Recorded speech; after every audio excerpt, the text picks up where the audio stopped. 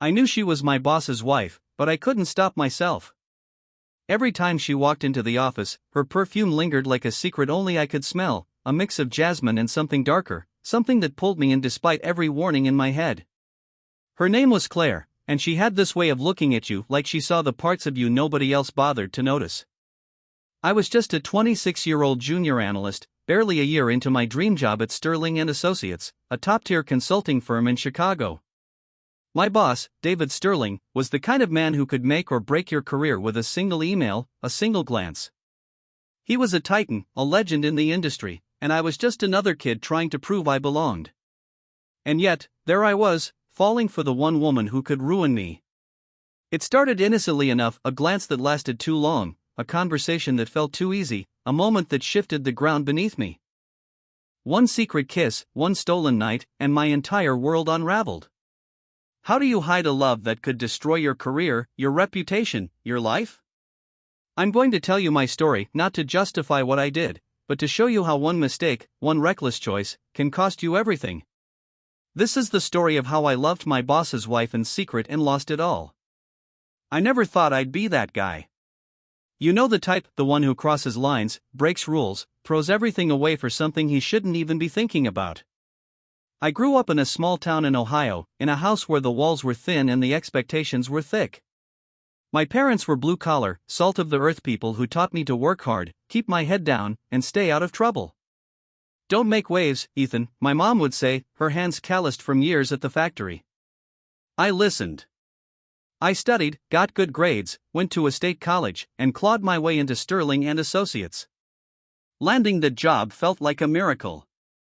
A six-figure salary, a corner office with a view of the Chicago skyline, and a chance to climb the corporate ladder, it was everything I'd worked for. I was good at my job, too. Numbers made sense to me, like pieces of a puzzle I could solve in my sleep. I could read a spreadsheet and see the story behind it, present a forecast like I was weaving a narrative. My colleagues respected me, my clients trusted me, and David Sterling, the CEO, took a liking to me. He'd call me into his office for late-night strategy sessions, his voice booming with confidence as he laid out his vision for the firm. "You've got a future here, Ethan," he'd say, clapping me on the shoulder like I was his protege. It felt good. It felt like I was finally someone. David was in his late 40s, charismatic in a way that filled a room, sharp as a blade, and intimidating as hell. He ran the firm like a king, and everyone bowed to him, clients, partners, even the senior VPs who'd been there for decades. He had this aura, like he could see through you, like he knew your weaknesses before you did. But it was his wife, Claire, who caught me off guard. I met her at the company's annual gala, 6 months into my job. The event was all glitz, chandeliers, black ties, champagne flutes clinking in a ballroom that screamed money. Claire stood out, not because she was trying to, but because she didn't have to. She was 38, elegant in a way that didn't scream for attention but demanded it anyway. Her dark hair fell in soft waves over a navy dress that hugged her just enough to make you notice. Her eyes held this quiet intensity, like she was carrying a secret she'd never tell. She wasn't just beautiful, she was magnetic, the kind of person you couldn't look away from, even if you tried. When David introduced us, she shook my hand, her touch lingering a second too long, her fingers warm against mine. "Ethan, right?" she said, her voice smooth, low, like she already knew me. I nodded, my throat dry, and managed a weak, "Nice to meet you." My heart was racing, and I told myself it was just nerves, just the pressure of meeting the boss's wife. But deep down, I knew it was something else. Over the next few months, Claire started showing up at the office more often. She'd bring David lunch in a sleek bento box, lingered during meetings, or stop by to check in on some vague errand. Everyone noticed her, the way her heels clicked on the marble floors, the way her laugh carried across the open-plan office, but no one dared say anything. She was the boss's wife, untouchable, off-limits, a line you didn't cross unless you wanted to lose everything. But I couldn't help it, I started noticing things. The way her smile faltered when David snapped at her in front of us, his voice sharp, dismissive.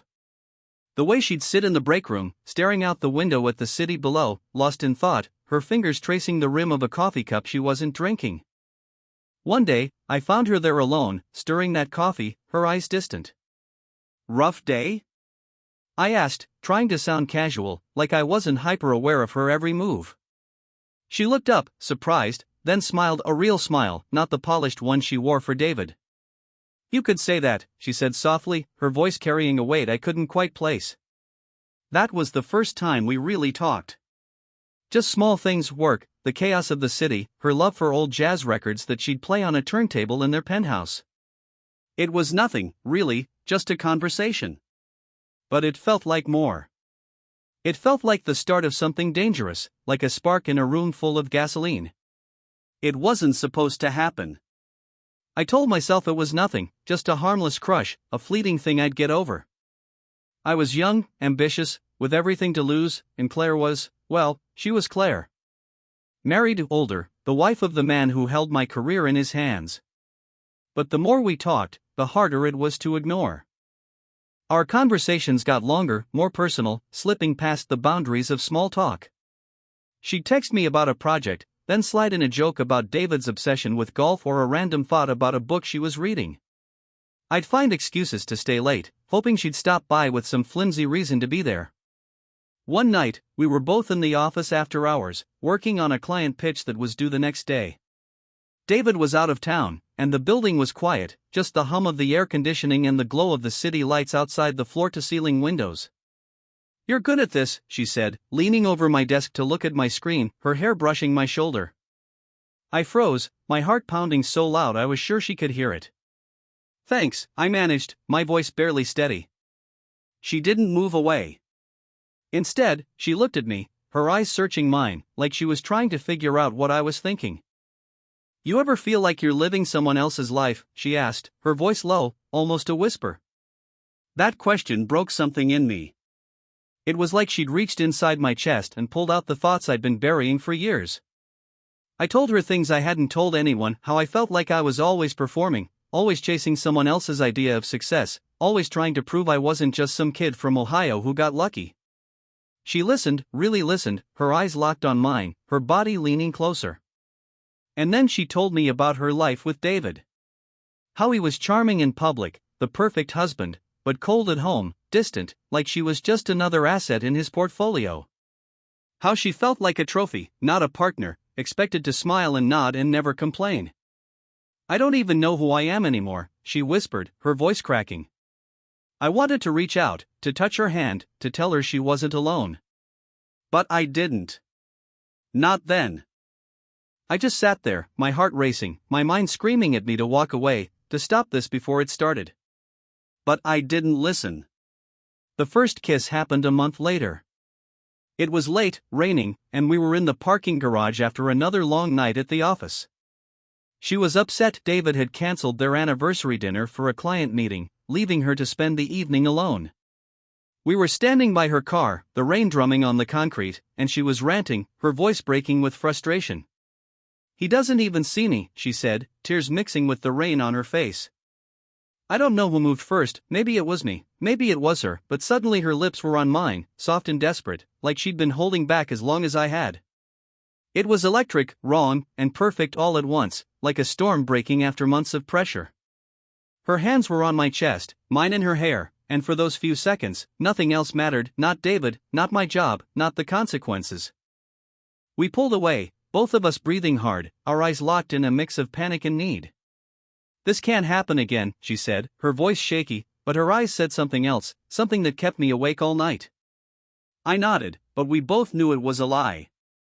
That kiss wasn't the end, it was the beginning. From there, it was a spiral, a reckless, unstoppable fall. Stolen glances turned into secret meetings, quick conversations in the office turning into long talks in hidden corners. A coffee run became a drive to nowhere, just the two of us in her car, talking about everything and nothing, her dreams of leaving the city, my fears of never being enough. A late-night text became a hotel room, booked under a fake name, where we could be together without the world watching. Every moment with her felt like stealing fire, dangerous, addictive, and impossible to stop. I knew what was at stake: my job, my reputation, my future.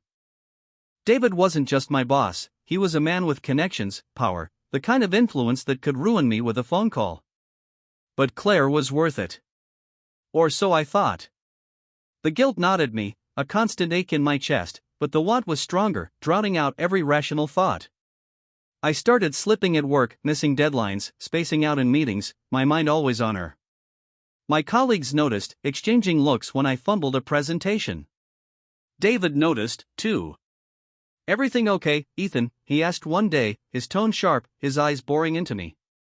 I lied, said I was fine, but I could feel the walls closing in, the weight of his suspicion pressing down. Then came the night that changed everything. Claire and I were at a hotel across town, a cheap place we'd chosen to avoid suspicion, careful as always to cover our tracks. We'd spent hours together, tangled in sheets, whispering promises we both knew we couldn't keep. I got back to my apartment around 2 a.m., my head still spinning with her. But when I checked my phone, there was an email from David. Subject: "We need to talk." My stomach dropped, a cold dread spreading through me. The next morning, he called me into his office. The room felt smaller than usual, the air thick with tension. His face was stone, his voice calm but deadly, like the quiet before a storm. "You've been distracted, Ethan," he said, leaning back in his chair, his fingers steepled. "Care to tell me why?" I stammered, my mind racing, searching for an excuse, any excuse. Did he know? Had someone seen us? Had we slipped up somewhere? I mumbled something about stress, about personal issues, but his eyes narrowed, cutting through my lies like a knife. "Don't lie to me," he said, his voice low, almost a growl. "I always find out." I left his office shaking, my heart pounding, knowing I was on borrowed time. The weeks after that meeting were torture. I couldn't focus, couldn't sleep, my mind a constant loop of panic and guilt. Every time my phone buzzed, I thought it was David, ready to fire me, or worse.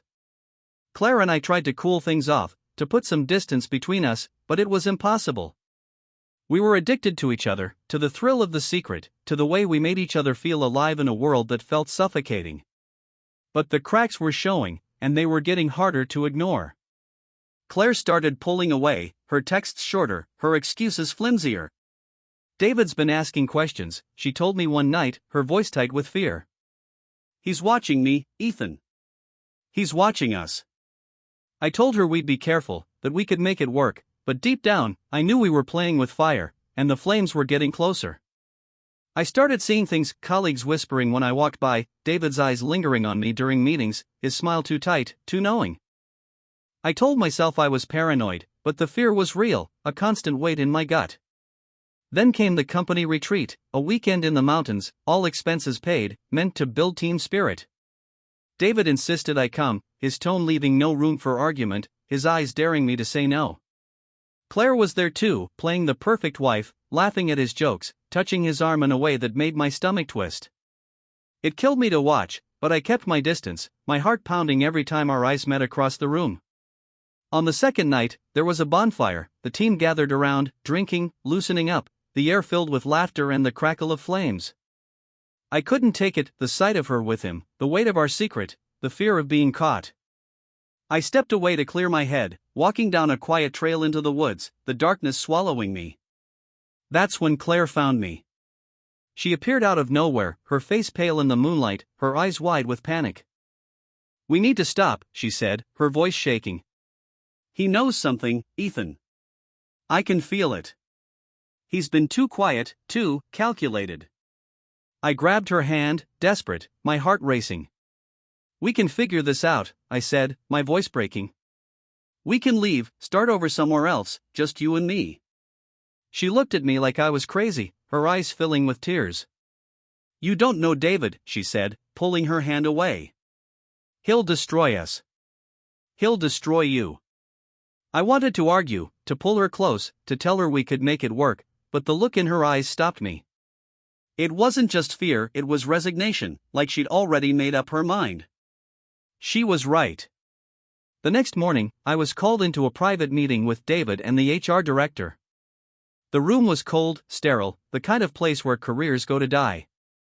They had emails, mine and Claire's, somehow intercepted, pulled from God knows where. They weren't explicit, not damning on their own, but they were enough, flirty, suggestive, too familiar for a junior analyst and the boss's wife.